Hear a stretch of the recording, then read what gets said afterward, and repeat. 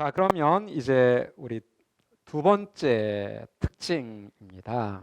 두 번째 특징은 어떤 문화적인 배경과 관련된 요소인데요.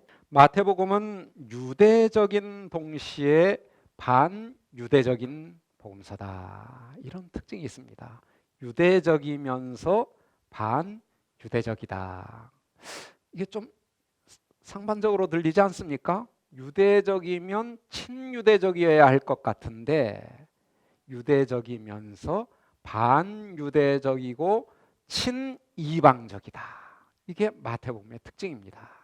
먼저 유대적인 특징들을 좀 살펴보면요. 먼저 그 언어와 문화적인 측면들이 있습니다. 유대인들의 언어인 아람어가 번역이 되지 않고 사용되는 경우들을 볼 수 있는데요. 5장을 한번 보겠습니다. 5장 22절 나는 너희에게 이르노니 형제에게 노하는 자마다 심판을 받게 되고 형제를 대하여 락하라 하는 자는 공에 잡혀가게 되고 미련한 놈이라 하는 자는 지옥불에 들어가게 되리라. 다 알겠는데 모르는 단어가 하나 있죠? 뭔가요? 라카. 라카가 뭐냐? 여러분들은 라카 하면 뭔 의미가 먼저 떠오르나요? 페인트, 라카. 또 테니스 좋아하시는 분들은 라카룸이 생각나죠? 예, 그런 게 이 라카의 우리의 인상인데 이거는 우리나라 말도 영어도 아닙니다. 아람어입니다. 아람어에서 라카는 문자적으로 어떤 의미가 있느냐? 텅 빈이라는 뜻이었어요. 텅 빈, 비었다는 거예요. 근데 이게 욕설입니다. 그럼 뭐가 비었다는 말일까요? 예, 머리가 비었다. 그러면 우리나라 말로 이 욕에 해당하는 딱 맞는 욕이 하나 있습니다. 뭐죠? 골빈 놈, 골이 비었다. 예, 딱 그 욕이에요. 예, 라카. 근데 이 욕이 번역이 안 되고 그냥 기록이 돼 있어요. 그러면 그의 독자들은 마태의 독자들은 이 라카라는 욕을 안다는 거예요? 모른다는 거예요? 기본적으로 안다는 거예요. 그런데요, 어떤 언어를 배우더라도 욕을 알 수 있는 수준은 특별합니다. 저는 그 영국에 만 3년, 만 4년, 도합 만 7년을 가서 공부를 했는데요. 가는 달부터 시작해서 떠나는 달 직전까지 신학교에서 신학 공부만 했어요. 그러니까 영어를 어디에서 주로 썼죠? 신학교에서만 썼어요. 그러니 욕을 알까요? 모를까요? 욕을 몰라요. 뭐 드라마를 봐도 막 아이들은 막 웃는데 저는 막 못 웃어요. 근데 애들이 가끔가다 아빠 저 말이 뭔 줄 알아요? 그럼 저 말이 뭐냐? 그럼 저 욕이에요, 욕. 저는 몰라요. 이 욕을 한다는 것은 그 문화에 깊이 젖어들었다는 거예요. 예. 그러면 지금 마태 독자들이 이 욕, 라카라는 아람의 욕을 안다는 것은 그들이 문화적으로 아람어 문화에 깊이 젖어 있는 그러한 사람들이다. 그럼 누구겠는가? 아마도 유대인들이 아니었겠는가? 이런 추론을 해볼 수 있다는 것이죠. 그런가 하면 유대적인 관습들이 아무 설명 없이 사용되기도 합니다. 예를 들어 볼까요? 마태복음 15장 1절 2절에 보면 이 말씀이 있습니다. 그때 바리새인과 서기관들이 예루살렘으로부터 예수께 나와 이르되 당신의 제자들이 어찌하여 장로들의 전통을 범하나이까? 떡 먹을 때 손을 씻지 아니하나이다 했습니다. 장로들의 전통을 어긴다 했어요. 장로들의 전통이 뭐죠? 손 씻는 것과 연관되어 보이기는 하는데 장로들의 전통이 뭔지 우리는 알 길이 없습니다. 근데 마태는 그의 독자들이 이건 다 안다라고 전제를 해버려요. 근데 우리 마가복음을 한번 볼까요? 평행구에 보면 먼저 이렇게 설명이 있습니다. 3절 바리새인들과 모든 유대인들은 장로들의 전통을 지켜 손을 잘 씻지 않고는 음식을 먹지 아니하며 또 시장에 돌아왔어도 물을 뿌리지 않고서는 먹지 아니하며 그 외에도 여러 가지를 지켜오는 것이 있으니 잔과 주발과 녹그릇을 씻음이러라. 장로들의 전통이 뭔가를 길게 설명하고 그 다음에 5절 이하 마태복음의 내용과 똑같은 내용이 들어있습니다. 그러면 마가의 독자들은 장로들의 전통이 무엇인지를 아는 사람들일까요? 모르는 사람들일까요? 모르는 사람들이죠. 그러니까 설명을 해주는 거예요. 설명 안 하면 이해를 할 수 없으니까. 복음서 저자들은 그 대상이 누군가에 따라서 설명이 필요할 때는 설명을 하고 필요 없을 때는 생략해 버리는 거예요. 근데 마가의 독자들은 장로들의 전통이 뭐다를 모르니까 아마도 이방인들이 주축이 되어 있는 교회였을 수 있죠. 장로들의 전통이 뭔지 들어본 적이 없어요. 그러면 그것을 설명을 해주는 거예요. 유대인들의 전통. 거기에 반해서 마태의 독자들은 장로들의 전통하면 그냥 척 아는 거예요. 우리 추석날 먹죠? 송편. 뭐 그냥 누구나 알잖아요. 우리 추석에 먹는 거 이렇게 하면 추석을 모르는 사람들은 뭔지 모르죠. 그러나 우리는 추석날 먹는 거 하면 송편인 줄 다 알잖아요.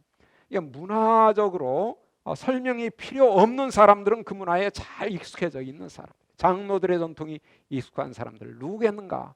장로들의 전통을 지켜왔던 유대인들이다라고 우리가 볼 수 있죠. 이런 점에서 마태복음 굉장히 유대적인 복음서입니다. 뿐만 아니라 마태복음에는 다른 복음서에는 없거나 매우 희귀하게 나타나는 표현들이 굉장히 친숙하고 자주 사용되고 있습니다. 예를 들어서 하늘나라, 아까 우리가 4장 17절에서 천국, 하늘나라를 봤는데요. 그 문자적으로 번역하면 하늘들의 나라입니다. 복수예요. 해 바실레이아 톤 우라논, 하늘들의 나라. 자, 이 하늘들의 나라, 하늘나라라는 이 표현이 마태복음을 제외하고 마가복음부터 요한계시록까지는 한 번도 나타나질 않습니다. 천국, 하늘나라라는 표현이 굉장히 좀 충격이신가요? 진짜? 이런 마음이 들지 않아요? 근데 제가 이 귀한 시간에 뭐하러 가짜를 얘기하겠어요. 하늘나라라는 표현은 마태복음에만 나타납니다. 이제 우리 한글 개역 개정에서는 디모데후서 4장에 한번 나와요. 천국이라고. 근데 그것은 번역상 그런 것이고 실제 그 원문에는 천상적인 그분의 나라, 그분은 아마도 하나님으로 이해할 수 있고요. 그래서 하나님의 나라입니다. 천상적인을 그냥 천국이라고 번역을 해버린 거예요.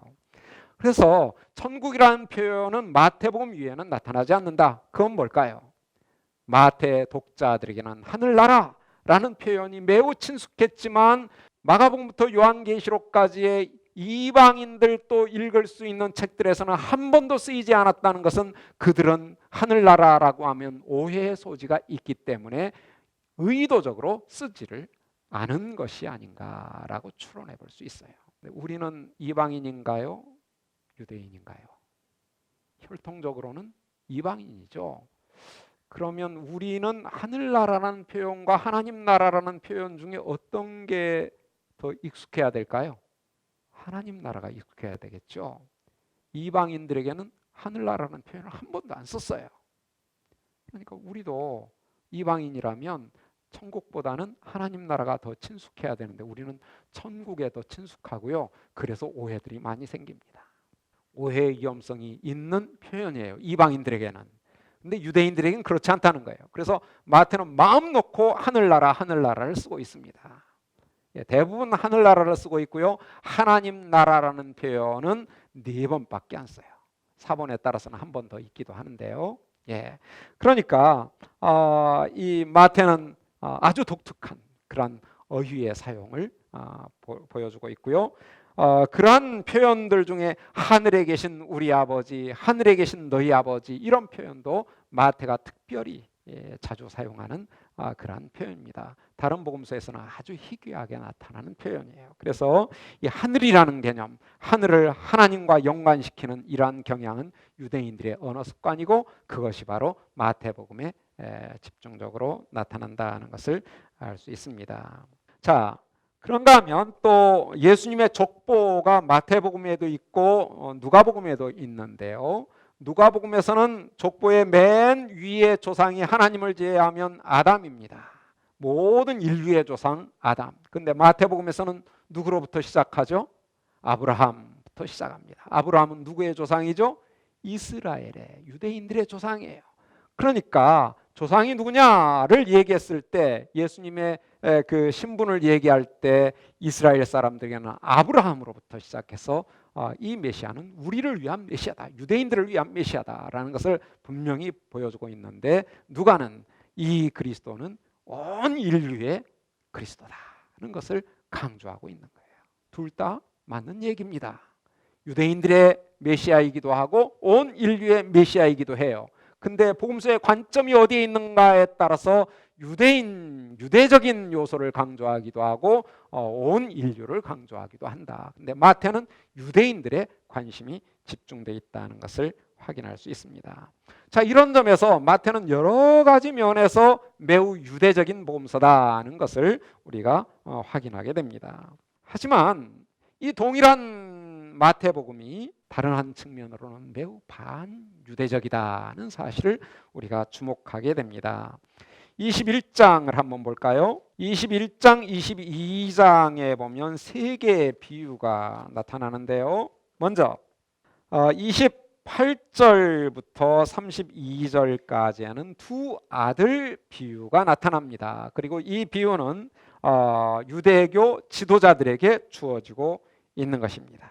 그런데 이 비유를 통해서 예수님께서 하시려고 하는 핵심이 뭐냐가 바로 31절에 있는데요. 그들 중에 누가 아버지의 뜻대로 하였느냐 이르되 둘째 아들이니이다. 예수께서 그들에게 이르시되 내가 진실로 너에게 이르노니 세리들과 창녀들이 너희보다 먼저 하나님 나라에 들어가리라 라고 했어요. 유대교 지도자들보다 세리와 창녀들, 죄인들이 하나님 나라에 먼저 들어간다. 이건 유대교에 대한 모독과 같은 얘기입니다. 유대교의 지도자들에게 이런 얘기를 했다면 유대교 전체를 모독하는 거예요. 굉장히 반유대적입니다. 그런데 이 비유는 마태복음에만 있는 비유예요. 다른 복음서에는 없어요. 그 다음 비유 33절 이하의 포도 농부 비유는 마가복음, 누가복음에도 있습니다. 그런데 이 비유의 한 구절을 보면요, 43절. 이 43절은 다른 복음서에는 없고 마태복음에만 있는 내용입니다. 그럼 어떤 내용인가가 궁금하죠? 43절. 그러므로 내가 너희에게 이르노니 하나님의 나라를 너희는 빼앗기고 그 나라의 열매 맺는 백성이 받으리라. 여기에서 이 비유의 대상은 더 이상 유대교 지도자들에게 국한되지 않습니다. 이스라엘 전체가 비유의 대상입니다. 그런데 이스라엘이 하나님 나라를 빼앗기게 된다. 매우 반유대적이에요. 아니, 하나님 나라는 이스라엘을 위한 것인데 그 하나님 나라를 이스라엘이 빼앗긴다. 마태복음에만 있어요, 이 말씀이. 비유의 다른 내용들은 다 평행이 있는데 이 말씀만은 마태복음에만 있다는 거예요. 그러면 이렇게도 볼 수 있어요. 마가와 누가복음은 이 본문을, 이 이야기를 그냥 뺐다. 왜요? 자칫 잘못하면 이방인들로서는 유대인들을 무시하는, 그렇죠? 이건 아니거든요. 또 바울이 그것을 굉장히 경계하잖아요. 봉가지도 잘라버렸다면 접붙인 가지 얼마나 더 쉽게 자르겠느냐. 스스로 높이는 건 위험한 거예요. 그래서 아마도 마가와 누가는 이것을 뺀 것 같아요. 그런데 마태는 과감하게 예수님의 이 말씀을 그대로 기술하고 있습니다. 하나님 나라를 너희는 빼앗길 것이다. 그리고 그 나라의 열매 맺는 백성이 받을 것이다. 이제 하나님 나라의 백성이 더는 유대의 혈통에 따라 주어지는 것이 아니라 그 열매에 따라 주어질 것이다 라는 사실을 선언하고 있습니다. 그리고 나서 22장 1절부터 14절은 누가복음 14장에 유사한 비유가 있기는 합니다만은 상당히 다른 내용이 마태복음 안에 들어 있습니다. 그 중에서 22장 7절에 보면 임금이 노하여 군대를 보내어 그 살인한 자들을 진멸하고 그 동네를 불살을 것이다. 예, 그 동네란 이스라엘 핵심 도시 예루살렘을 염두에 둔 것 같습니다. 예루살렘을 진멸하고 불살라 버리겠다. 그런 다음에 8절 이에 종들에게 이르되 혼인잔치는 준비되었으나 청한 사람들은 합당하지 아니하다. 21장 43절의 내용이 여기서 다른 방식으로 다시 한번 확인되고 있습니다. 초청받은 사람들은 합당치 아니하다. 누가 초청을 받았을까요? 이스라엘이, 유대인들이 초청을 받았습니다. 근데 그들은 거절하였고 그래서 그들은 더 이상 합당하지 않다. 그러니 누구나 데려와라 라고 초청을 하고 있습니다. 여기서 우리는 이 비유가 얼마나 반유대적인가, 그 결과 얼마나 친이방적인가. 반유대적인 것과 친이방적인 것은 서로 맞닿아 있습니다. 유대인들이 누리던 특권을 이방인들이 누리게 되니까요. 그래서 반유대적 친이방적 요소는 서로 맞닿아 있다라고 볼 수 있고요. 자, 23장에 가서는 유대교의 지도자들인 서기관과 바리새인들에 대한 화가 제시되고 있습니다. 마태복음에만 있는 화의 내용들이 굉장히 많습니다. 이 모든 것들은 다 반유대적인 요소다라고 할 수 있고요. 그러면서 우리 8장 이런 반유대적인 요소는 뒤에만 있는 게 아닙니다. 사실 마태복음 2장 1절부터 12절의 동방박사 이야기도 예루살렘의 백성들은 소동을 벌이고 어찌할 바를 모르는데 이방인들은 그분을 찾아와서 경배하고 예물을 드리는 매우 반유대적이고 친이방적인 이야기고요. 그리고 그 이야기도 역시 마태복음에만 있는 이야기입니다. 그런데 8장에서도 8장 5절부터 13절까지 백부장의 하인을 고치는 이야기가 있는데 마가복음, 누가복음에 있고 요한복음에도 유사한 비유가 있는 그 이야기가 있는데요. 그런데 마태복음에만 있는 구절이 있습니다. 그건 뭔가 하면 12절입니다. 12절 보면 그 나라의 본 자손들은 바깥 어두운 데 쫓겨나 거기서 울며 이를 갈게 될 것이다. 그 나라의 본 자손 누구일까요? 이스라엘입니다. 이스라엘은 쫓겨나서 거기서 울며 이를 갈게 된다. 하나님 나라의 잔치에 그들은 참여하지를 못한다는 거예요. 쫓겨난다, 빼앗긴다, 쫓겨난다, 울며 이를 간다. 이게 이스라엘의 운명이다라고 마태만 너무나 분명하게 단언하고 있습니다. 얼마나 충격적인 얘기예요? 유대인들이 이걸 읽었을 때 얼마나 참 힘들었겠어요. 이렇게 반유대적인 복음서가 마지막 28장을 보겠습니다. 28장 18절 예수께서 나와 말씀하여 이르시되 하늘과 땅의 모든 권세를 내게 주셨으니 그러므로 너희는 가서 모든 민족을 제자로 삼아라 라고 얘기를 합니다. 모든 민족을 제자로 삼아라. 그런데 우리가 이 말씀 너무나 익숙하기 때문에 그거 당연하지 라고 생각할 수 있는데요. 그러나 동일한 마태복음 안에 아주 중요한 예수님의 명령이 있습니다. 자, 마태복음 10장을 한번 볼까요? 마태복음 10장 5절 6절입니다. 예수께서 이 12를 보내시며 명령하여 이르시되 이방인의 길로도 가지 말고 사마리아인의 고래도 들어가지 말고 오히려 이스라엘 집에 잃어버린 양에게 가라. 선교의 대상을 이스라엘에게 한정시키고 있습니다. 그러면서 이방인의 길로 가지 마라. 사마리아인의 고을에도 가지 마라. 이방인에게 사마리아인에게는 선교하지 말 것을 명령합니다. 선교를 금지했어요. 이방인에게, 사마리아인에게. 누구에게만 가라? 이스라엘에게만 가라. 선교의 명령만이 아니라 예수님 당신 자신의 선교의 대상도 분명히 말씀하시는데요. 15장 24절입니다. 예수께서 대답하여 이르시되 나는 이스라엘 집에 잃어버린 양 외에는 다른 데로 보내심을 받지 아니하였다. 굉장히 충격적인 얘기죠. 가나안 여인이 지금 찾아와 가지고 자기 딸을 위해서 호소하고 있는데 너무나 냉담하게 나는 이스라엘 집의 잃어버린 양 외에는 보냄을 받은 적이 없다 거절하고 있습니다. 물론 결론은 여러분들이 아시죠? 고쳐주셨습니다. 그러나 이게 예수님의 선교의 목적이라는 것을 분명히 밝히고 있어요. 두 구절 모두 이제 여러분들이 답이 나오죠. 어디에만 있다? 마태복음에만 있는 구절들입니다. 선교 제한 명령. 이방인의 길로도 가지 말고 사마리아인의 고을에도 가지 말고 이스라엘 집에 잃어버린 양에게 가라. 그리고 예수님 자신도 이스라엘 집에 잃어버린 양 외에는 보냄을 받지 아니하였다. 굉장히 이스라엘 중심적인 선교 명령 아닙니까? 그래서 유대적인 거예요. 그런데 이렇게 선교를 제안하셨던 예수님께서 28장에서는 뭐라고 말씀하고 계시는 거예요? 이제는 누구에게 가라? 모든 족속에게 가라. 그래서 그들을 제자로 삼아라. 친이방적입니다. 10장 15장에서는 이방인의 길로는 가지 마라. 이방인 선교를 금지하셨던 예수님 28장에 와서는 모든 민족에게 가라. 어떻게? 이율배반적이지 않습니까? 충돌되지 않아요? 마태복음 읽으면서 이것 때문에 고민하신 분 계신가요?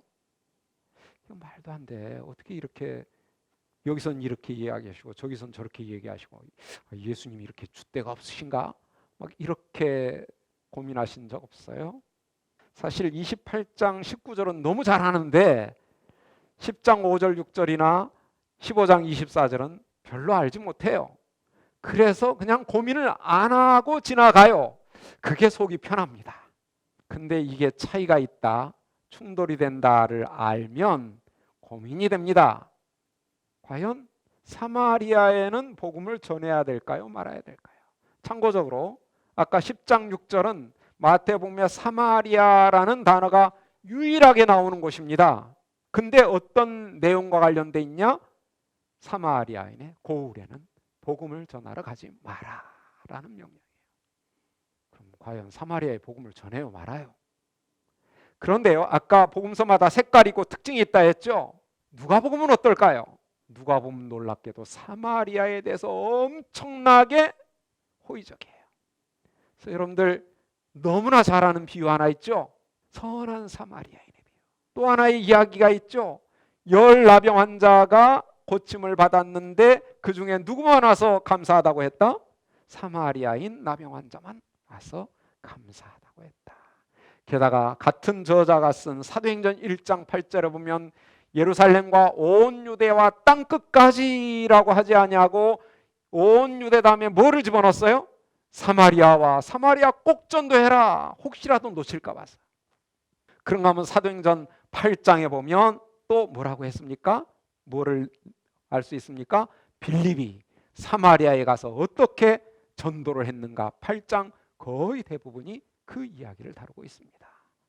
누가에게 사마리아는 굉장히 중요한 거예요. 복음의 전도의 대상으로서 사마리아인은 너무나 중요한 거예요. 근데 마태는 사마리아인은 전도하지 마라. 딱 한마디 하고 더 이상 얘기가 없어요. 물론 28장 19절로 봤을 때 사마리아에도 전도를 해야 될까요? 말아야 될까요? 해야 되겠죠. 이제 문이 열린 거예요. 그러나 사실상 좀 충격적인 내용입니다. 여기서 우리는 이 충돌을 좀 해결을 해야 되겠죠. 왜 처음에는 이방인에게 전도하지 말라 했는데 부활하신 이후에는 이방인에게 전도를 하라라고 했을까? 그 이유는 21장, 22장에서 어느 정도 그 답을 찾을 수 있는 것 같지 않아요? 너희는 빼앗기고 열매 맺는 백성이 받을 것이다. 그렇죠? 너희는 진멸을 당하고 다른 사람들이 초대될 것이다. 결혼잔치에. 왜 그랬나요? 이스라엘이 예수님의 초청에 반응을 했기 때문에, 실패했기 때문에. 반응의 실패가 원인입니다. 그래서 마가복음 10장에서 이스라엘에게 전도하라 했는데 가서 열심히 전도를 했어요. 그런데 어떻게 반응했는가? 11장 12장을 보면 이스라엘의 거절의 반응이 계속해서 반복해서 나옵니다. 거절하고 거절하고 또 거절하고 또 거절하고 거절하고 또 거절하는 이스라엘의 거절의 반응. 그게 이스라엘의 문제입니다. 그게 문제예요. 이스라엘이 어느 정도 거절을 했는가 한번 한 구절만 좀 볼까요? 11장 16절 17절을 읽어드리겠습니다. 이 세대를 무엇으로 비유할까? 비유하건대 아이들이 장터에 앉아 제 동물을 불러 이르되 우리가 너희를 향하여 피리를 불어도 너희가 춤추지 않고 우리가 슬피 울어도 너희가 가슴을 치지 아니하였다. 인지상정상 피리를 불면 함께 춤을 춰야 되고 곡을 하면 함께 슬피 울어야 되는데 가슴을 치며 함께 울어줘야 되는데 피리를 불어도 맹탕이고 슬피 울어도 아무런 반응이 없는 이스라엘. 메시아가 와서 아무리 하나님 나라의 복음을 선포해도 그들은 회개하는 반응도 없고 그 복음을 받아들이는 기쁨도 누리지 못하는, 그게 이스라엘의 모습이다. 예수님도 복음을 선포하셨고 제자들도 복음을 선포했지만 그들은 아무런 반응을 보이지 않는다. 이게 이스라엘의 모습이에요. 이게 11장부터 계속돼서 21장에 와서는 이제 심판 선언이 주어지고 있는 거예요. 그렇죠? 심판 선언. 그래서 23장을 한번 보면요. 23장 37절. 예루살렘아 예루살렘아 손자들을 죽이고 내게 파송된 자들을 돌로 치는 자여, 암탉이 그 새끼를 날개 아래 모은 것 같이 내가 네 자녀를 모으려 한 일이 몇 번이더냐. 그러나 너희가 원하지 아니하였도다. 보라, 너희 집이 황폐하여 버려진 바 되리라. 이게 예루살렘과 이스라엘의 모습입니다. 예수님은 계속해서 초청하셨습니다. 몇 번이나 초청하셨을까요? 암탉이 새끼를 날개 아래 품은 것처럼. 암탉이 새끼를 날개 아래 몇 번 정도 품던가요? 본 적이 있어야죠. 그죠? 보신 적이 별로 없으시죠? 닭을 키워보면 병아리 이제 낳으면 병아리가 막 여기저기 거름단지도 막 뒤지고 막 밭도 뒤지고 막 하면서 이제 먹이를 하고 있는데 위에 매나 이런 것들이 쫙 돌면 고 하면 그리고 이렇게 쫙 그 날개를 펴죠. 그러면 삐약삐약삐약 하면서 그 안으로 쭉 들어옵니다. 그러면 다 감싸고 있죠. 위험으로부터 보호하기 위해서. 그러면 또 삐져나가지고 또 놀다가 또 그러면 또 하고 또 하고 몇 번이나 하는지 셀 수 없을 정도로 품습니다. 마찬가지로 예수님도 이스라엘을 셀 수 없을 정도로 초청하고 초청하고 초청하였는데 그들이 끝까지 원치 아니하였습니다. 그 결과가 뭐냐? 너희 집이 황폐하여 버려진 바 될 것이다. 여기서 집은 이스라엘을 상징할 수도 있지만 또 이스라엘의 성소 예루살렘 성전을 지칭할 수도 있습니다. 그래서 24장 2절에 보면 대답하여 이르시되 너희가 이 모든 것들을 보지 못하느냐? 내가 진실로 너희에게 이르노니 돌 하나도 돌 위에 남지 않고 다 무너뜨려질 것이다. 돌 하나도 돌 위에 남지 아니하고 완전히 무너뜨려지는, 이게 성전 파괴에 대한 예수님의 아주 분명한 선언입니다. 이스라엘을 향하여 복음을 선포했지만 그들이 거절했고, 그래서 그 거절한 복음을 이제 누구에게 준다는 거예요? 이방인들에게 주겠다라는 겁니다. 자, 이렇게 설명을 하니까 어느 정도 설명이 됐죠? 근데 설명이 좀 된 것 같긴 한데 그래도 뭔가 좀 찜찜하지 않나요? 아니 그러면 이방인들은 뭐 찢기기 먹는 거야? 유대인들이 먹다 남은 거, 먹기 싫다고 버린 거 우리가 대신 먹어주는 거야? 이런 느낌 드나요? 안 드나요? 좀 그렇죠. 하나님이 처음에는 이스라엘만 구원하려고 했는데 이스라엘이 거절하니까 그러면 이거 너희나 먹어라 하고 이방인에게 던져준 건가라는 느낌이 듭니다. 근데 설마 그러지 않으시겠죠. 그래서 우리가 출애굽기 19장 5절 6절을 좀 여기 화면에서 보면요. 세계가 다 내게 속하였나니 너희가 내 말을 잘 듣고 내 언약을 지키면 너희는 모든 민족 중에서 내 소유가 되겠고 너희가 내게 대하여 제사장 나라가 되며 거룩한 백성이 되리라. 너는 이 말을 이스라엘 자손에게 전할지니라 라고 했습니다. 하나님께서 이스라엘을 시내산에서 불러서 당신의 백성으로 계약을, 언약을 세우실 때 하신 말씀입니다. 그런데 첫 구절을 보면요, 하나님의 백성은 누굽니까? 세계는 하나님에게 속했나요? 속하지 않았나요? 하나님은 이스라엘만의 하나님입니까? 온 세계의 하나님입니까? 온 세계의 하나님입니다. 하나님은 온 세계가 하나님 앞으로 나오기를 기대하시는 분이세요. 그런데 그것을 위해서 이스라엘을 특별히 당신의 백성으로 만드셨습니다. 그 목적이 뭐냐? 6절에 너희가 내게 대하여 제사장 나라가 될 것이다. 제사장 나라가 된다. 제사장의 역할이 뭐죠? 제사장은 제사장 자신을 위해서만 존재하나요? 아니면 누구를 위해 존재하나요? 이스라엘 백성을 위해서 존재합니다. 제사장은 하나님, 그 이스라엘 백성을 하나님께로 이끄는 그러한 통로와 같은 중보자의 역할을 해요. 그런데 이스라엘이 제사장이 된다는 거예요. 그럼 이스라엘이 제사장이 되어서 하나님께로 이끌어가야 할 백성은 누굴까요? 본문에서 보면 누구예요? 세상 나라예요. 하나님은 세상을 구원하시고자 하는데 그 구원의 방편으로 누구를 사용하시겠다? 이스라엘을 사용하시겠다. 이스라엘은 온 세상을 구원하는 방편 제사장 나라입니다. 근데 이스라엘은 이 사실을 오해했어요. 자기들만 하나님의 백성이라고. 하나님께서 그들을 하나님의 백성으로 삼으신 것은 그들을 통해서 온 세계를 구원하시고자 한 것인데 자기들은 하나님의 백성이고 세상 사람들은 멸망의 대상이라 이렇게 오해를 했겠죠. 여기에서 우리는 하나님의 계획을 볼 수 있습니다. 하나님은 이스라엘을 통해서 온 세계를 구원하기 원하십니다. 메시아가 오셨습니다. 그러면 그 메시아가 온 세상을 위한 메시아로 오셨는데 어떻게, 어떤 방법으로 온 세상을 구원하시고자 합니까? 하나님께서 계획하신 대로. 누구를 통해서? 이스라엘을 통해서. 왜? 이스라엘은 하나님께서 제사장 나라로 세운 나라이니까.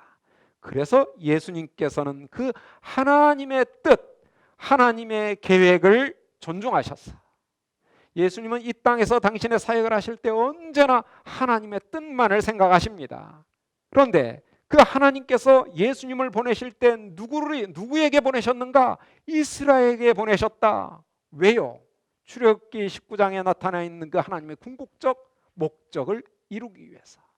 예수님을 통해서 이스라엘에게 하나님 나라의 복음을 선포하고 뿐만 아니라 12 사도들을 통해서도 이스라엘에게만 복음을 선포하라 명령하신 이유는 무엇인가? 뭘까요? 바로 그 이스라엘을 통해서 누구를 구원하시기 위해서? 온 세상을 구원하시기 위해서. 이게 하나님의 뜻입니다. 그러니까 하나님의 뜻은 처음부터 온 세상을 구원하는 거예요. 처음에는 이스라엘만 구원하려고 했는데 실패하자 에이 너희들이나 먹어라 하고 이방 사람들에게 던져준 게 아니라는 것이에요. 하나님은 처음부터 이스라엘을 택하시기 전부터서도 온 세계를 구원하시고자 하는 계획이 있으셨습니다. 그리고 그 계획을 이스라엘을 선택하심으로 이루어 가시고자 한 거예요. 그리고 메시아도 바로 그 방법을 따라서 궁극적 목적을 이루시고자 합니다. 그래서 이스라엘에게만 복음을 선포해라. 근데 문제가 생겼습니다. 이스라엘이 반응을 하지 않습니다. 이스라엘이 먼저 회개하고 하나님 나라의 백성이 되어서 그들이 온 세상의 증인이 돼야 되는데 그들이 반응하지 않습니다. 하나님의 세상 구원 계획에 심각한 차질이 생겼습니다. 제사장 나라가 실패한 거예요. 그러면 하나님의 구원 계획은 포기되어야 하나? 너희들이 실패했으니까 이제 세상은 그만이다.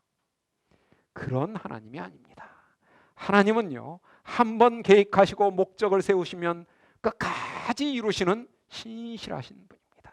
비록 인간이 실패할지라도 그 실패에도 불구하고 하나님은 다른 방법을 써서라도 하나님의 궁극적 목적, 세상을 향한 구원의 계획을 이루어 가십니다. 어떻게? 새 이스라엘을 만드시는 겁니다. 실패한 이스라엘을 대신하는 새 이스라엘. 그 새 이스라엘은 어떤 이스라엘이냐? 바로 12사도의 기초 위에 세워지는 교회 공동체.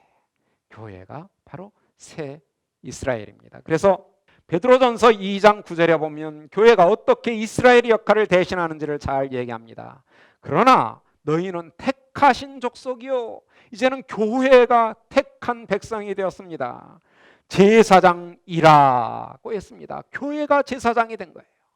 이스라엘이 택한 백성이었고 이스라엘이 제사장 나라였는데 이제는 그 특권이, 그 책임이 누구에게 주어졌느냐? 새 이스라엘인 교회에게 주어졌다.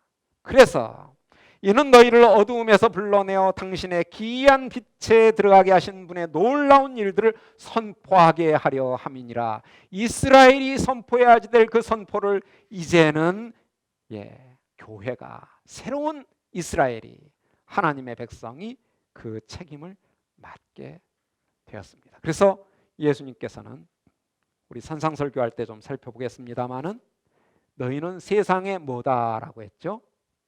너희는 세상의 소금이요 세상의 빛이다. 너희는 세상의 소금의 맛을 내야 되고 빛을 드러내 보여야 된다.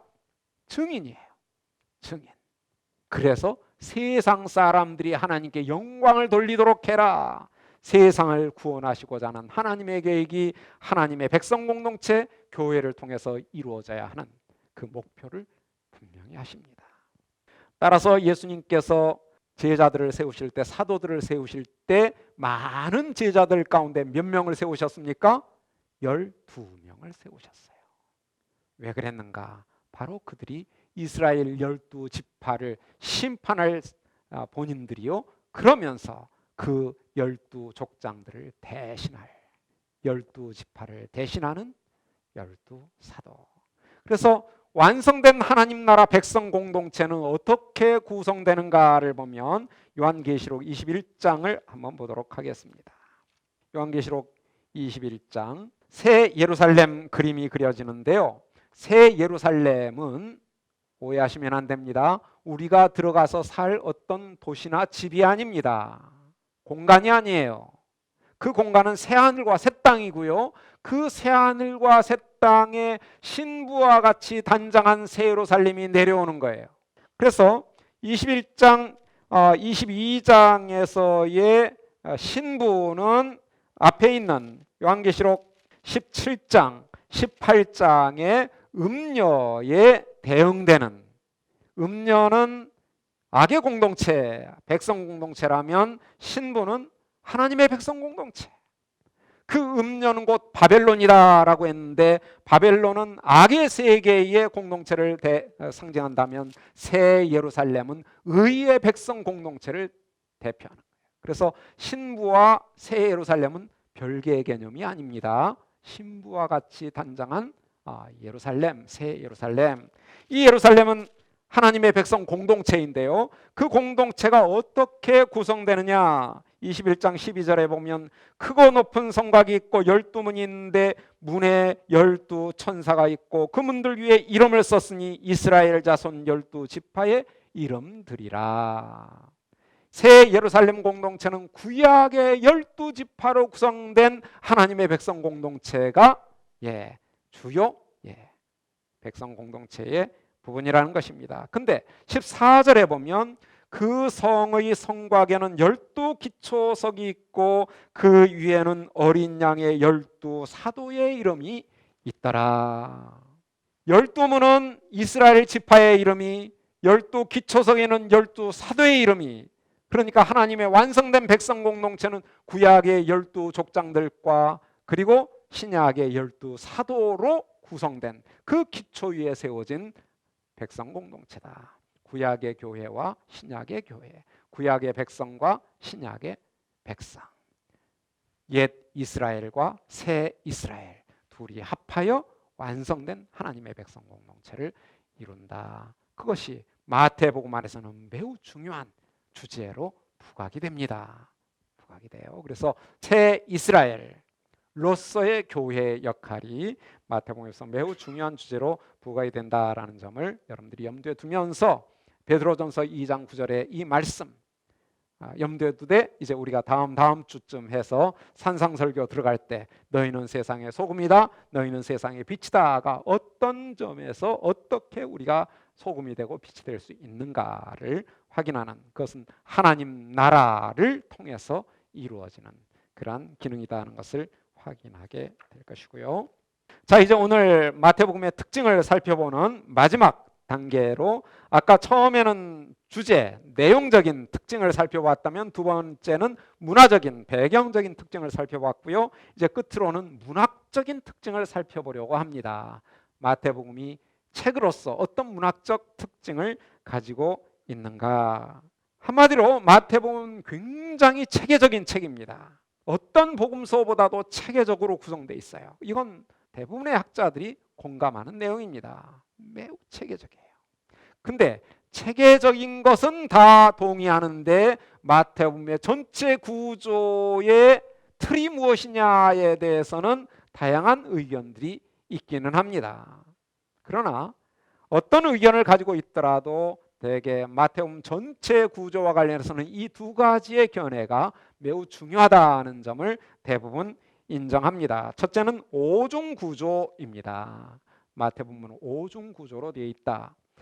자, 그 구조의 뼈대에 뭐가 있느냐를 보면 5개의 강화 단원들이 있습니다. 가르침 단원들이 있어요. 가르침만 모아져 있는 단원이 5개가 있어요.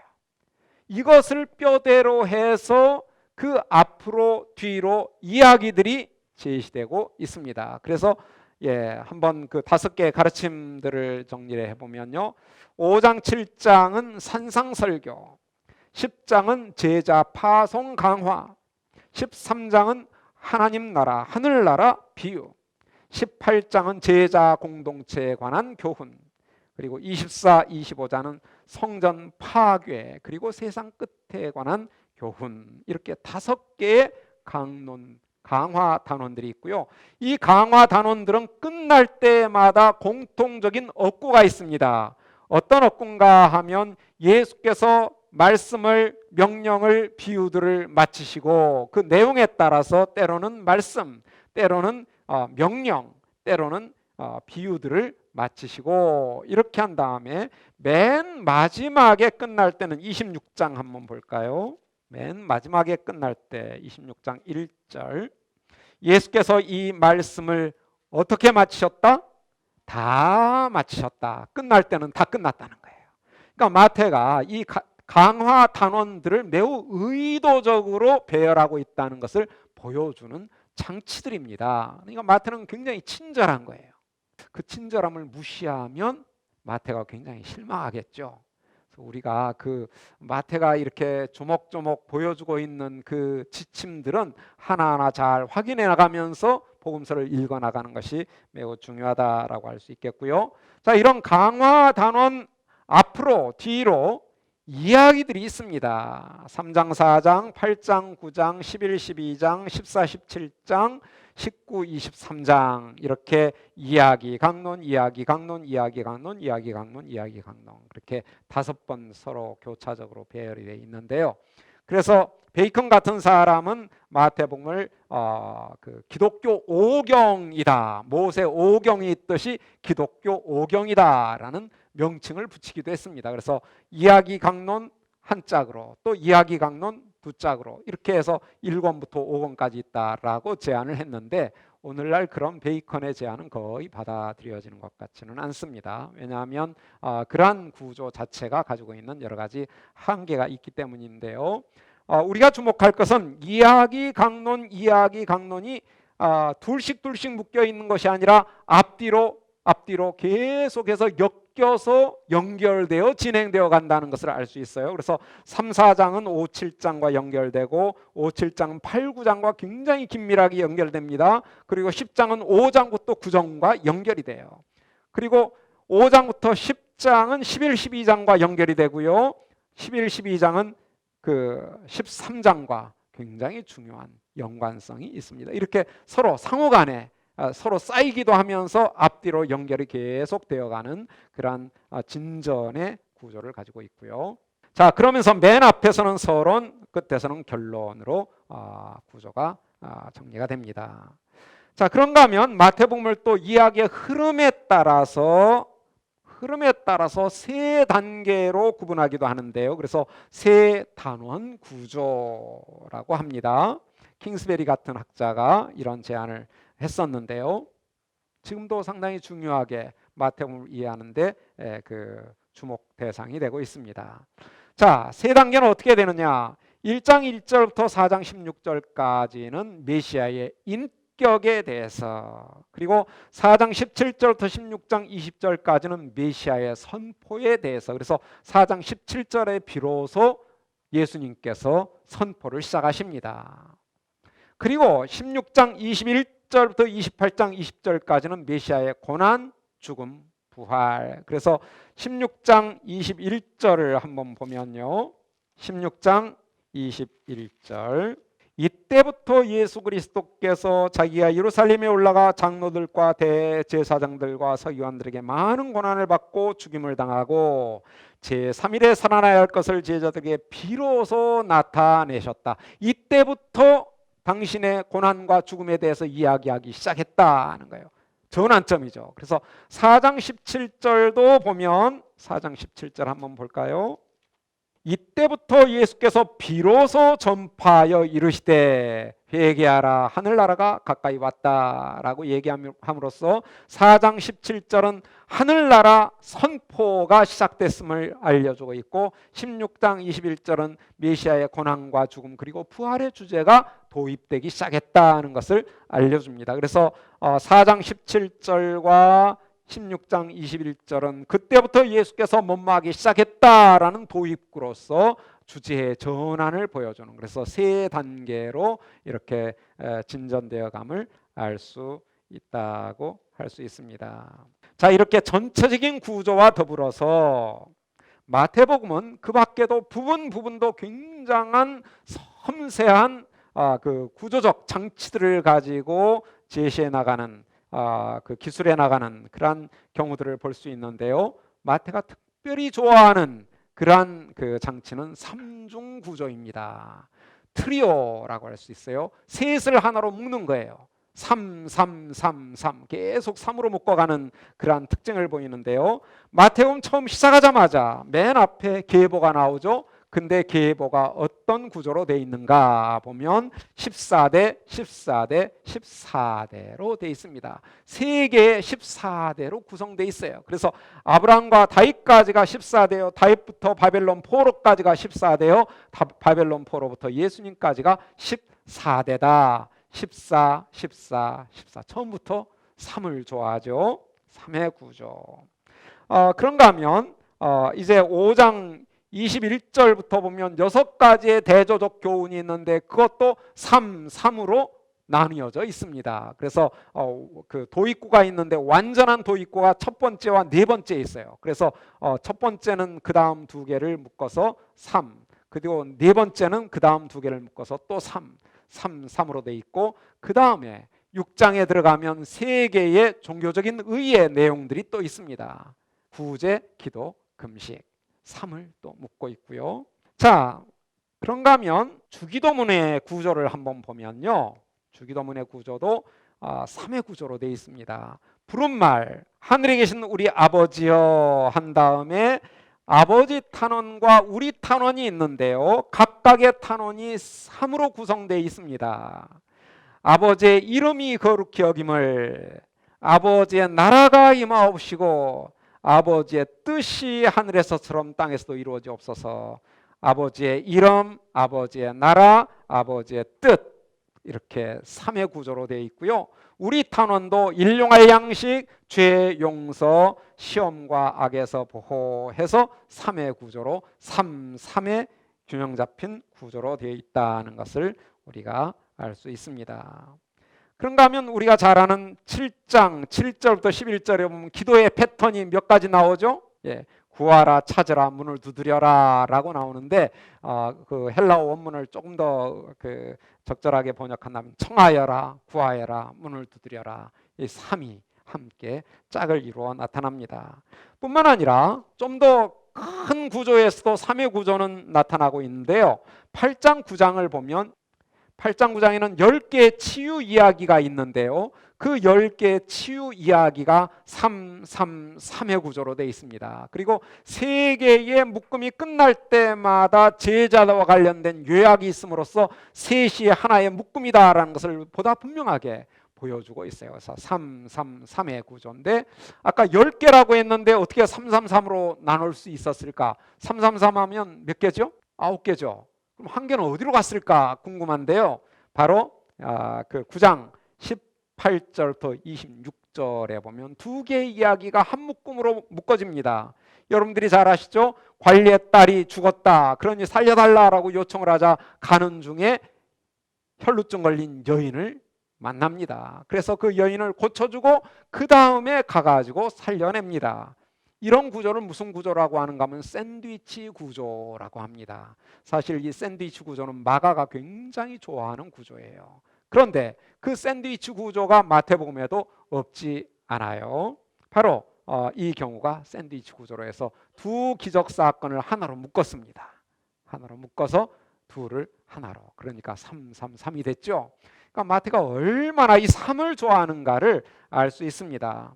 데이비스 앨리스는 11장 12장도 그런 3의 구조로 돼 있다. 이스라엘의 거절의 반응이 얼마나 집요한가를 볼 수 있어요. 이스라엘은 처음부터 끝까지 불신앙과 거절의 반응을 합니다. 거절하고 그런데도 예수님은 초청하십니다.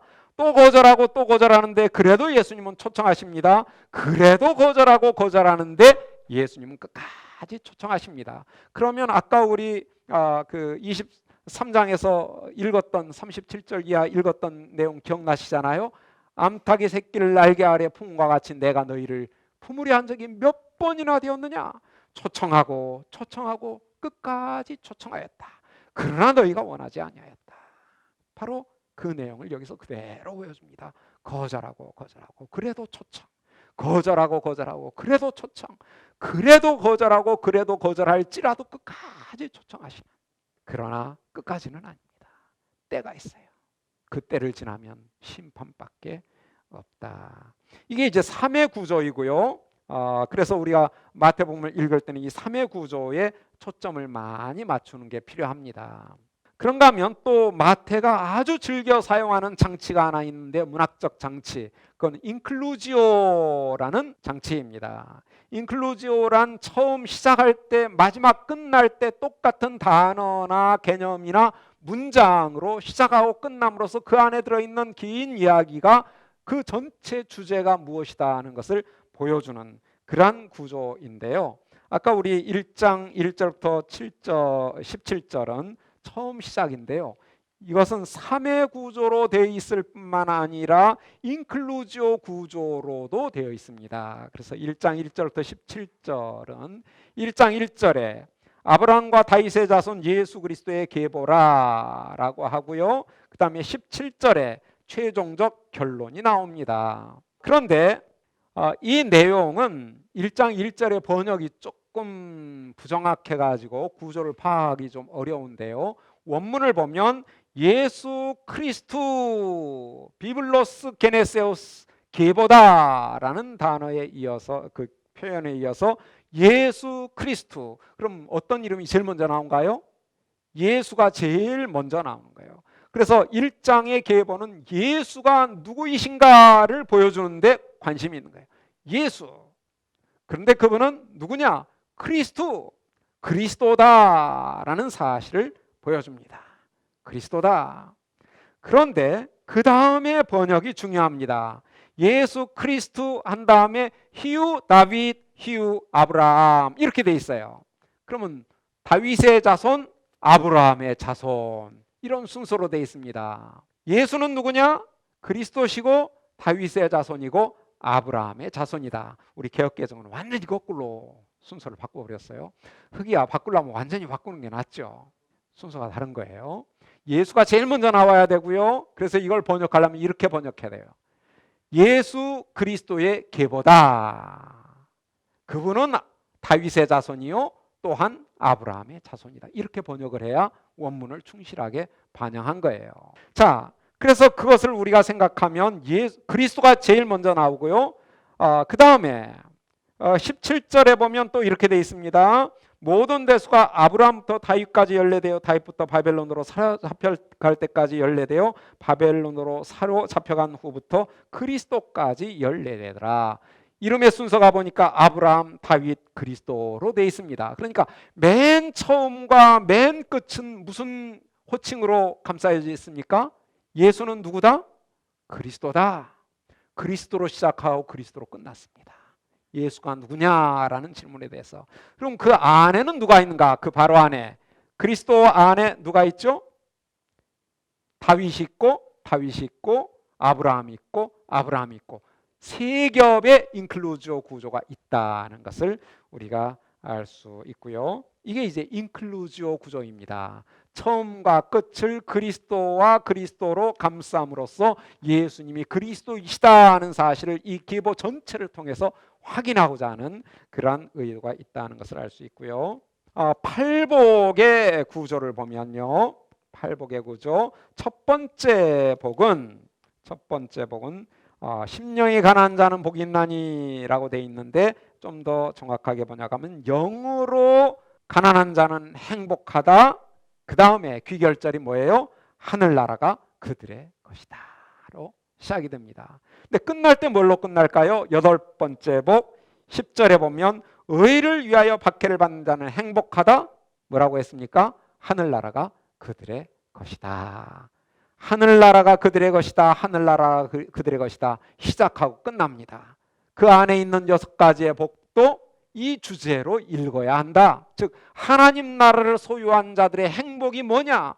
처음과 끝에 하나님 나라를 얘기함으로써 팔복 전체 주제가 하나님 나라, 하늘나라다 하는 것을 구조적으로 보여주고 있다. 이 인클루지오 구조가 굉장히 중요하다는 사실을 우리가 알 수 있습니다.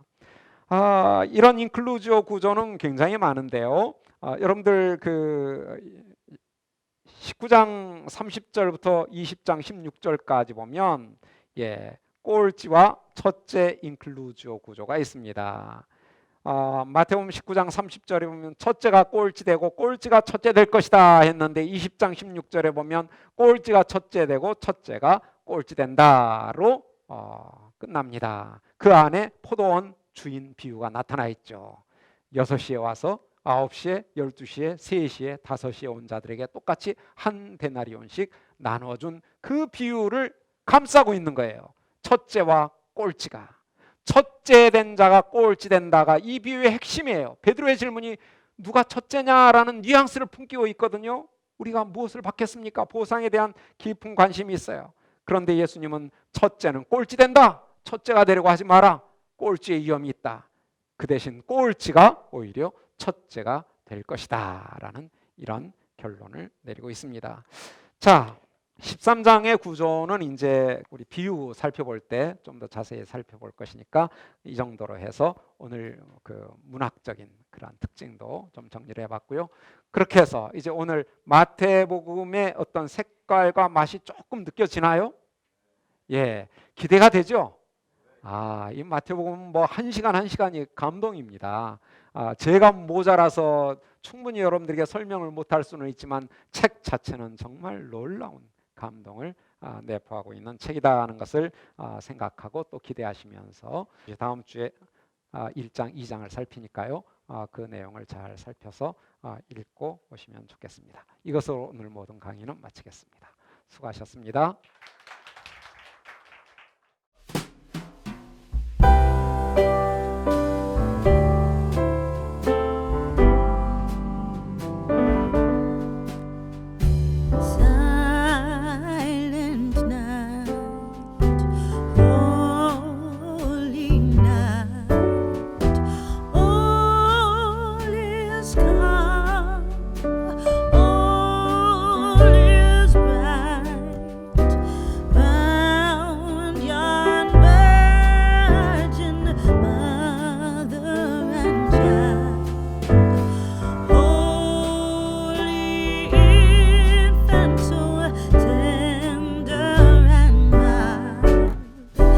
주